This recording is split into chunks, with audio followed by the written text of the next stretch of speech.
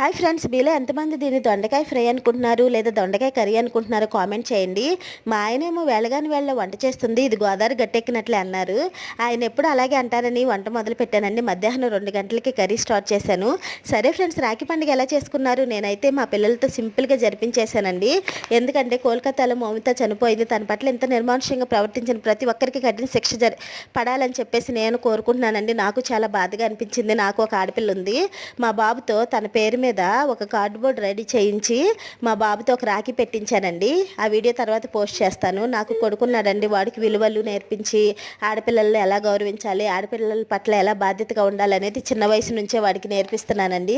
మీ ఇంట్లో కూడా మగపిల్లలు ఉంటే ఈ విధంగా చేయండి. నా కర్రీ అయితే అయిపోయింది. మా వారు వచ్చి ఇది కర్రీనా ఫ్రై అని అడిగారు. నేనైతే టమాటా వేసాను కాబట్టి కర్రీ అన్నానండి. వేయకపోతే ఫ్రై అని సింపుల్గా తేల్చేశాను. మా వారిని తెలివి తెల్లారినట్లే అని సింపుల్గా స్మైల్ ఇచ్చారండి. ప్లీజ్ సబ్స్క్రైబ్ అండి. Thank you.